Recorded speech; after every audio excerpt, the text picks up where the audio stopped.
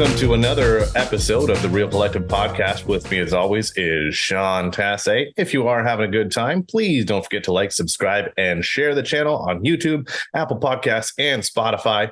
And if you got questions, book an appointment with us in the Calendly links below.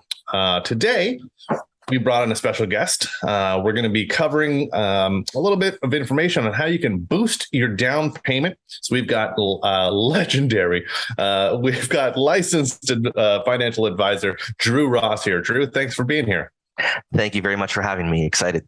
Yeah. And for anyone watching, this is more just informative because Drew is not taking on clients because he is already very, very successfully busy. And is a nice way to put it. So Sean, you and Drew have been working together for some time. Is that right? Yeah. Drew, I think we first met it's maybe seven or 8 years ago, and we started working together a little bit more formally, probably 3 or 4 years ago. The one thing I love, Drew, is you're always about bringing value to the table. So having you on this on the podcast and being able to bring value to the table and show off some of the stuff to the people who are watching the podcast is I think it's going to be super informative for them. And that's awesome. Thanks for being here, and introduce yourself and tell us everything you need to. Perfect. Well, thank you, Sean. I'm very excited to be here. And again, this might be a bit of an odd pairing to have a financial advisor and real estate investors kind of on the same podcast, because typically most people who are using investments to help their clients build wealth are very difficult to work with when it comes to real estate, because they want to allocate their clients' money to what pays them. And over the course of my 13-year career, I've determined that real estate is a fundamental piece in a cohesive and holistic financial plan. The fact of the matter is, every millionaire in my database has gotten there at some point by incorporating real estate. So today, as you said before, I'm not taking on clients. I want this to be information that you and your clients can take away to help them get into real estate. And again, as we said at the outset, to boost that down payment, because in current interest rate environment, current inflation environment, even though prices have come down somewhat in prices in real estate recently, it can be daunting to figure out how am I going to get into this plan or into this part of my real portfolio, involving real estate. And fortunately, there have been some amazing developments that can make this a lot easier. So I wanted to take some time to kind of bring to everyone's attention how these programs work and how you can really boost that bottom line when looking at your first home, or any home for that matter. Awesome. Perfect. Yeah. Certainly. So what I'd like to start with is essentially, bear with me here, how we can help boost the down payment. So I'd like to start with a little bit of history, and I'll go as quickly as I can, but people may have heard of what's called the home buyer's plan, which essentially is using your RRSP in order to boost your down payment. And it's pretty simple. So whenever you put money into an RRSP, and remember, an RRSP can hold any investment you want, or it can be cash, you get a tax credit. So a very easy way, it's not an accurate way, but an easy way to kind of do quick math as to what is the impact of putting money into an RRSP. Think 3 to 1.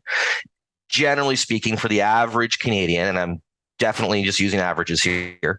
But if you put $3,000 into an RRSP, you'll get about $1,000 back from the government, because essentially you've just taken $3,000 out of your income, but they already taxed you on that. So they give it back to you when you file your taxes by either reducing your tax bill or giving you a bigger refund. So the great thing about an RRSP is you get that $1,000 back on that $3,000 contribution, and you add it to your down payment. You've just instantly boosted this down payment by $1,000 by making that contribution. Yeah. So the way the home buyer's plan works is that if you're buying your first home, you can take money out of your RRSP without having to pay tax on it. Usually, when you take money out of an RRSP, you have to pay tax. So the opposite is true. You take $3,000 out of your RRSP, the government says, well, that's income that you've now recaptured. You have to pay tax on that. But if you take it out for your home, you don't have to pay the taxes. And this whole program exists so that a client who already has an RRSP can take a big chunk of money out without paying tax. And again, that helps to boost the down payment. But here's the downside the problem I've always had with the home buyer's plan is that you have to put the money back. And when I was working with first-time home buyers, this translated to another drain on cash flow that made the home buyer's plan sometimes actually counterproductive. It helped with the down payment, but when they had to factor that added repayment, it made things almost untenable. Right. So the other option is the tax-free savings account. where again, your contributions go in and money can come out of a tax-free savings account without incurring any taxes, which is amazing because if you invest it well, you can get fantastic returns inside your TFSA. And compared to the RSP, there's no repayment required. You can recontribute on your own terms, and it's never taxed. However, the downside of using this method for saving for your down payment is you don't get that tax credit. So it's a place to put your money. It grows. It's very efficient. You can pull it out and put it back later, but you don't get that free $1,000 tax credit from with the RSP. So what I really wanted to let people know about is a brand new program called the First Home Savings Account. And long story short, succinctly, it is taking the best of the RRSP, the best of the tax-free savings account, smushing them together in a brand new program for first-time homebuyers. So the way this works is like an RRSP. You put $3,000 into a first home savings account, you get $1,000 tax credit. Add that tax credit, and boom, there you go. And taking the best from the TFSA, you can pull money out of the first home savings account, and there's no tax whatsoever, just like a TFSA. And you never have to recontribute either. So this is taking all the smiley faces or all the good things from the RRSP and the TFSA and making it a brand new program. And it really is quite that simple. There are a few rules, though, but one thing I do want to put out there is that this is a brand new program that was rolled out, and it's a federal government program. It doesn't start until sometime in 2023. We don't know exactly when. And the one thing I'd say here is on the bottom line there, it says, don't worry about the details. That's what the advisor is supposed to be keeping track of for you and giving you advice, making sure you're using these programs correctly. But you have to be 18. You can put $8,000 a year in to a maximum of $40,000, which for someone who's saving for 5 or 6 years because they want to get that big house, that's a lot of room. That's a lot of tax credits. And I'll show you the math on that in a bit.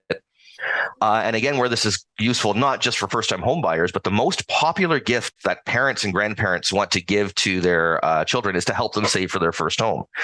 Problem in Canada is that if you give money to a child or a spouse to help them do something, you get taxed on any growth. You can contribute to your kids or your spouse's first home savings account, a great way to make a ton of money. So that is something actually for some high net people or people who already have their first home is here's a way you can actually help other members of the family get huge tax credits and help to boost that down payment. So just some quick thinking as to why it is you might want to consider these plans or talk to an advisor about them. Let's just compare on the left a savings account where someone has, they've already got, say, $12,000 saved and they want to put $6,000 a year for the next 3 years. Well, they'd have $18,000 in new contributions plus the $12,000 that they've already saved. So in 3 years, they've got $30,000 for a down payment. With the first home savings account, put that same amount of money, the amount of money out of your fingers is exactly the same, but that generates $6,000 in tax credits by putting that same amount of money into a first home savings account. And then also that money that's already existing, maybe it's in a TFSA or in your savings account, also move that to the new home savings account, and that gets you a tax credit. So the exact same money out of our clients' fingers, but just put it in the right account at the right time in the right way, and that $30,000 down payment is now $40,000. $10,000 just boost by just moving money into the right accounts. And this is assuming no growth as well. Remember that in the savings account, if you do invest it and you make money, you have to pay tax on that. If you invest inside the first home savings account, again, like the TFSA, it's completely tax-free. So again, someone's saving over 3 years. If I've got a 3-year runway to invest my client's money, adding another $10,000 to this is not hard to do at all, especially in the markets we're in right now, which are perfect for investing. And then just a very first-time home buyer, I would be screen capping this. Absolutely. And this is why we want to put it out there. But also for, I'd encourage you to, as realtors, where you've got clients where they already own their own home, but they've got millennials or kids in their 20s or 30s who have their back against the wall with rising interest rates and inflation. How are we going to get this done? This offsets the inflation that we've seen. And again, it's these instant, when you make these contributions, when you file your taxes, you just get big chunks of money back where you don't have to pay your tax bill and it just adds to your savings. It really is going to move people forward. So this is one of those rare instances where a piece of government legislation actually really, truly benefits the bottom line of middle-class Canada for sure. There we are. And just some quick thing on the long-term planning, because I'm a long-term plan. I showed you that putting the same amount of money in the first home savings account nets $10,000 more. when it comes to the big picture as well, if we could do the old home buyers plan versus a first home savings account, again, by putting the money in the right place, we come up with the same $40,000 payment. But the difference is that in the old program, you had to repay the home buyers plan. You had to repay $2,000 a year for 15 years in this example. So you have to come up with that $2,000. Whereas with the first home savings account, you don't have to make those. If you want to, put the money back in your plan, you can put it into your TFSA. And again, you've got $30,000 after tax ready. Whereas with the old home buyers plan, you'd have $20,000 or less if you have a high tax rate. And then we'll just quickly go over this. But again, the idea that, how does someone who already has a first home do this? Look at your kids, look at perhaps your grandkids, I get this asked all the time, people where I do planning and they have money left over and they want to give it to the next generation, specifically to buy a home. I had to put it in taxable investments. This is a place where now we didn't worry about the grandparents and parents aren't getting taxed. And again, the grandchild or child gets a lot more money because their returns are not being eroded by taxes and they don't have to recontribute. So again, the first home savings account is not up and running yet. So what do we do in the meantime? I'd say put money in the TFSA. And this is what I tell all my clients who are saving, because the TFSA allows me to move money to the home buyers plan or soon to the first home savings account at any time. It's completely liquid. There's no penalties to move money in and around a TFSA if it's set up by the right advisor. So that would be tip number one, keep saving and do it in the TFSA. The other thing I would suggest is open the first home savings account, because once you open it, you get $8,000 every year of room to put money in. You can contribute up to $8,000. So even if you don't have that money right now, if you get an inheritance or an insurance payout or some kind of windfall, you get a bonus or something like that, or even if you do have money sitting in a TFSA, open the first home savings account, even if you don't plan on funding it in 2023, because you get that contribution room. And then if you've got $20,000 that comes your way one way or another, a gift from parents, something like that, you've got the contribution room to put it in. And the last thing I'd say is that talk to your advisor and test them. One thing I would say is that this is something that every advisor should at least have a cursory knowledge, at least be aware of. So if you've got someone who calls himself your advisor and they have no idea what this is a gift. This is a beautiful way to really boost a significant boost of down payment. They should at least know about this, even if it's not serving their clients. It's something they should be aware of as a tool that even their older clients can use as well. So when you walk into an institution and ask about the first home savings account, it's also a good way to test if you're talking to an advisor or a sales rep. A sales rep will tell you about all the investments you can put into the the first home savings account. A proper advisor, someone giving you a plan, will tell you how to use it and where to use it and how the pros and cons and the rules. They'll focus on what is going to get you the best bang for your buck, and then what investments to pick is honestly the last 3 minutes of an hour-long conversation about your goals and objectives. Hope that was helpful. Awesome. I have so many questions. I wrote them all down, and I want to jump into them in the second half and sort of unpack some of the stuff that how it could work. I'm just going to ask you the questions from my perspective. And I think it'll be similar, hopefully, for some of the other people who are watching as well. So perfect. Yeah. Great. All right. Well, that's a good spot to take a break. We'll hear from one of our sponsors / one of our listing videos, and we'll be right back. Don't forget to like, subscribe, and share, and download us on Apple Podcasts and Spotify. And if you're watching this on YouTube, thanks. Keep it up. We'll be right back. This episode of the Real Collective podcast is brought to you by Real Collective. Real Collective brings together best-in-class real estate agents and collective experts in the field to deliver the best possible service to our clients. We govern ourselves with honesty, open-mindedness, and compassion. With diverse skill sets, our agents are able to better serve a wide array of clients, including first-time buyers, first-time sellers, transferees, estate sales, investors, and rural, vacation, and luxury properties. Authenticity and transparency are pillars of our process, which allows us to put our clients at the center of everything we do. Our years of experience and knowledge allow us to deliver prestigious service and optimal results. If you are interested in buying or selling your home, contact us today at realcollective.ca. Welcome back to the second half of the RCP, everybody. That's right. I made an acronym. We just had a great first half. And now we're going to get into the second half. I know Sean's been chomping at the bit to have, yeah, exactly. A lot of questions being thrown this way. I, as someone who is not financially savvy, really enjoyed the breakdown in that first half. For somebody who like the numbers, they just don't work for me. Luckily, my wife works in finance, so that's okay. But to have it laid out so clearly and concisely like that, I think was really beneficial. And I'm hoping that anybody watching this or listening, if you're listening, you're going to have to come over to YouTube and watch that because it's definitely worth it. So hopefully you can favorite that into your folder. And let's get started with the second half. Sean, you had some questions for Drew. So let's fire away. Yeah. So my first question was, are there any limitations to how this works with an RESP? Because I already own my house, but I'm thinking, hey, I've got 3 kids, and that's what my focus is, to protect, tax savings. I'm putting money into the RESPs, and then there's the benefit, of course, that the government is kicking in some extra money up to a certain point. So how does this work harmoniously with that, I guess? So it's very, very tempting because the idea of getting this grant money and being able to use it for a child's first home is very, very tempting. But essentially, to tell you. I would tell anyone asking that to look at this in stages is that the first home savings account can't be opened until you're 18 years old. So the fact of the matter is that if education is an objective of yours, then focus on the RESP.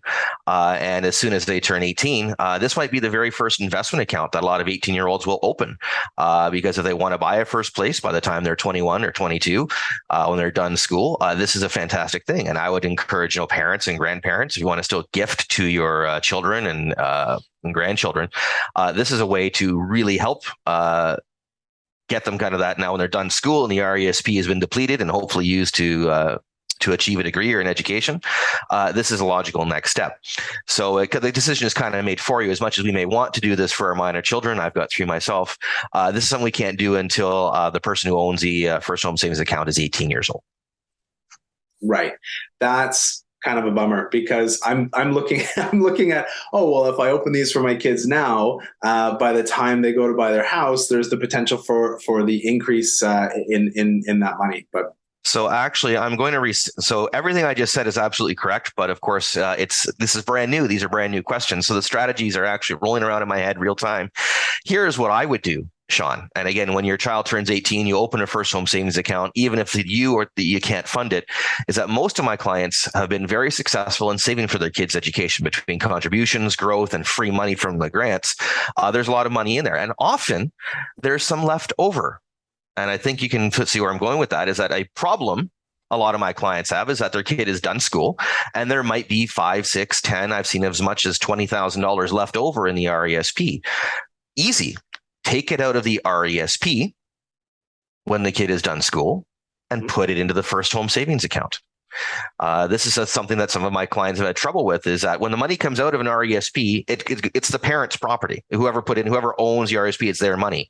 So if you wanted to give this money to your child because it's left over, but you don't necessarily want to give them a bunch of cash, collectively open up a first home savings account. And now the student who's now working has just gotten a huge tax break now that they're also working and finally paying taxes. I wouldn't say it's an either or. I would actually encourage clients to maximize their RESPs within reason. There's some strategies around that. But it's okay. One of the things that people worry about is overfunding the RESP. What if my kid doesn't go to school? Well, now we have a great place where it can still be used to help the kid.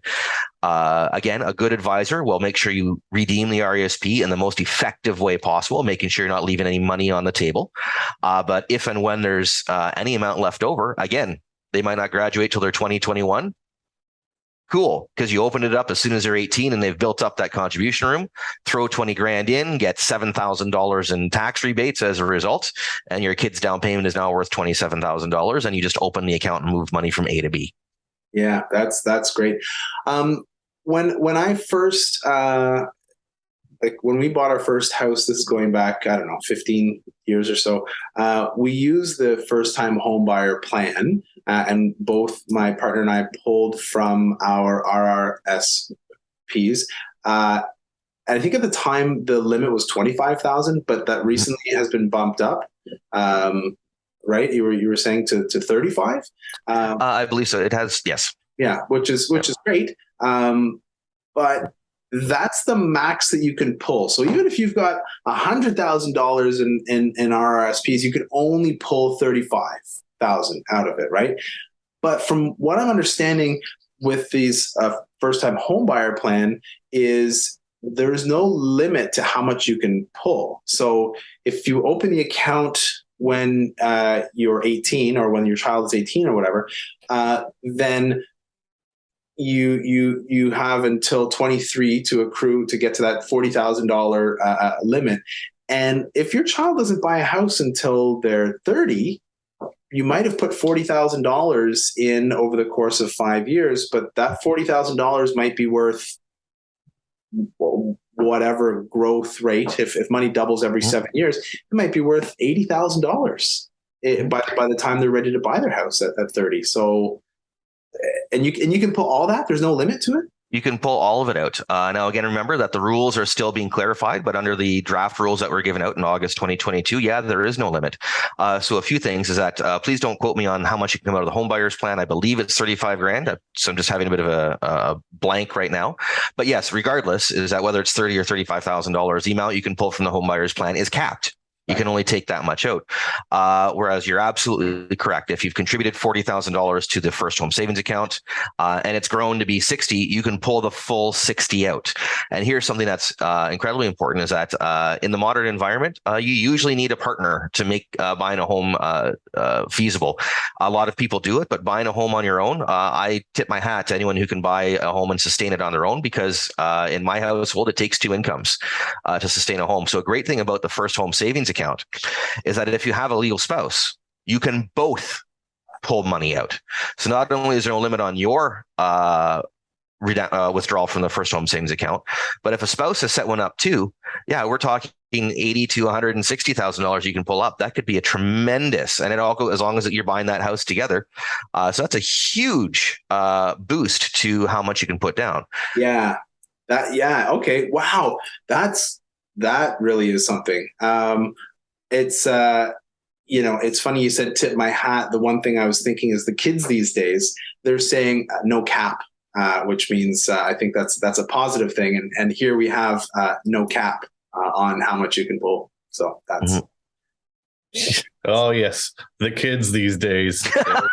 I feel so old. Listening to this on their spares at the high school, trying to get their lives in order. Yeah. This is definitely a lot better saving platform than the bum finance that I used to have, which was the bank of under the mattress. That's way better, way better. Yeah. Well, actually, to your point, Brendan, is that one thing is that I would always encourage if someone has like I said, I have runway, I've got 2, 3, 4 years, definitely investing that money. So that, as Sean mentioned, it's not just the 40 grand you've contributed, it's 40 grand plus growth. The fact of the matter is not everybody's willing or able to tolerate investing. I think that's a mistake, but again, I'm very heavily biased. But one of the big things about these programs where you get these tax credits is that, well, again, how do we keep ahead of inflation for someone who doesn't want to invest? Well, being smart about using these programs and generating tax credits, it is a way for someone who even is going for zero growth. And all the examples that I did on the slides assumed no growth just for ease of math and presentation, and also to not assume growth rates. But for someone who might subscribe to the bed under the mattress or whatever the financing that you were doing there, where they're cash investors. They don't want to incur volatility. And that's not a bad thing. It's just the way that some people are. That's perfectly okay. This is a way to stay in cash, yet make your money, have your money, make money. Yeah.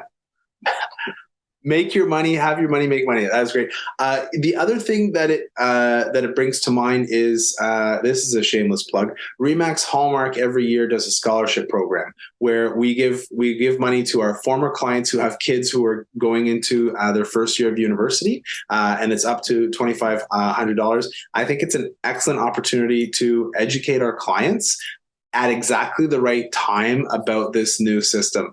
And we're expecting / hoping that it will launch in 2023. It's a government program, so it might not. Hopefully it does. Right. But I really look at, we do have a lot of clients who have,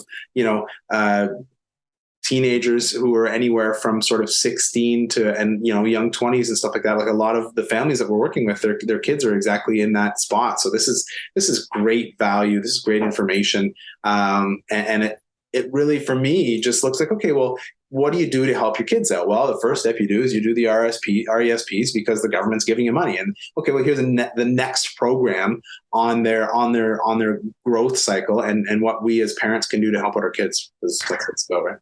Certainly. One of the key things that is my philosophy, and I believe should be a philosophy in all financial planning, is that time and health and age are actually resources, concrete resources that a good financial advisor should be leveraging. So again, this is handy for that 18-year-old coming out of school, or the parents or grandparents want to help those kids, but we get so few breaks from taxation in Canada. The fact that within your family, you can leverage the fact that if you've got an 18-year-old child or grandchild, that you can actually pass wealth between generations in a manner where it cannot be taxed, in a manner which the recipient actually pays a little bit less tax. A lot of families are looking for ways to pass wealth to their families. And I have a tremendous number of strategies. That's become a big cornerstone of my practice, is intergenerational wealth transfer. How do we get everything that we've built to move on to the next generation without giving a third or half of it even to the government? So for those, there's a lot of clients out there where they recognize that their children and grandchildren are facing a more challenging environment than it has ever been to buy a home, which is, again, why I wanted to participate in this Real Collective podcast, is that getting this information out there that, yeah, it's harder. Here are tools to help you do it. And this is also to all of your clients and contacts where they bought their first home, but they're looking for a way to pass wealth or help the next generation and avoid taxation. Use the 18-year-old child or grandchild as a legal tax shelter to move money from yourself to the next generation. And then they dump it into one of the only other places where you can build wealth tax-free, your principal residence. Exactly. And so you don't even you can just close your Swiss bank account. It's funny because there's so many of our clients who look at us. I'm thinking instantly just of my cousin, right? He's got two kids who are 12. One's 12 and 16, I think, and they might be older than that. I'm a terrible uncle, but not uncle, but cousin, second cousin, whatever. But what he said to me is, "How the heck, with the prices going the way, how the heck are my kids ever going to buy a house?" Right. And there's so many people who are thinking the same thing about their kids. And this doesn't solve the problem, obviously, but it's a step in the right direction for sure. So, yeah, exactly. And a step in the right direction is the right way to put it, Sean, is that it's not easy. It does take work. It does take planning. I would encourage everyone to, if you have a good advisor, when you ask them about saving for a first home, if they're a good advisor, they're going to take an hour to talk about your plan and introduce this concept and how to best make it. And the last 3 to 5 minutes will be, oh, and by the way, here's the investment that I would use inside of that account. It is work. You do have to put time in. And again, I say this about all financial planning. Financial planning is not rocket science. It's not difficult to comprehend. Everything that we've discussed today seems to make perfect sense. I guess I've done a good job of getting this across as an easy option. It's the scope and volume of information. There is so much out there. So I say I've kind of got one of the easiest technical jobs in the world, and that what I am showing people and what I am doing is not rocket science. It's just taking that huge volume of information and distilling it down into, here's what's relevant in your situation. Here's how we get the most amount of money out of your buck in your circumstances specific to your goals. So that's what you're looking for when you're looking for an advisor. And any advisor worth their salt will be encouraging you to at least consider real estate, because as I said at the outset, it's such a fundamentally powerful asset in a good, well laid out financial plan. Hey man, if you can help Brendan understand finances. Yep. There it is. Well, and one last thing is that, again, if all of this makes sense in the course of listening to the podcast, fine. But if it all falls out the other year, 5 minutes from now, that's normal. That's exactly what happens. And that's why people like me have a job, is that we expect to have to repeat this stuff over and over and over again. And even once you've set up the account and are contributing, that's part of the reason why I say we adjust the pieces on the board. While we always look at your plan, and I don't do a review, I move the pieces or adjust for current circumstances. While we'll look at these things again, and we'll look at how the FHSA and the TFSA and the RRSP and how these other tax shelters do work every year or every few months if you need to. That's what you're paying us for, and that's how you're able to sleep at night with knowing that your money is well taken care of, even though it might make sense for 5 minutes, and then 15 minutes later you completely forgot because YouTube turned on and you started listening to Sean and Brendan. Well, because you know what, you can make the best laid plans, right? You can make the best plan, and then life happens, and so you've got to make those minor tweaks and adjustments, and that's one of the reasons, Drew, why we do enjoy working with you so much, because you make it easy for us to understand. So I appreciate you joining us today. Thanks. Yeah. Well, thank you very much. I've got 20 or 30 more cliches, but I'll spare you. And thank you for having me. Yeah, I got to save it for the next one. All right. That's a good spot to wrap it up. Drew, thank you very much for being on the episode today. Very informative, very wonderful stuff there. If you do have some questions about it, you can book an appointment in the links below, in the Calendly links with Sean or I. We can help go over this with you or point you in the right direction and get the ball rolling for you as well. Don't forget to like, subscribe, and share us on Spotify, Apple Podcasts, and the YouTubes. And until the next one, that's Sean Tasse. I'm Brendan McKeigan. Keep it real. Collective. Collective.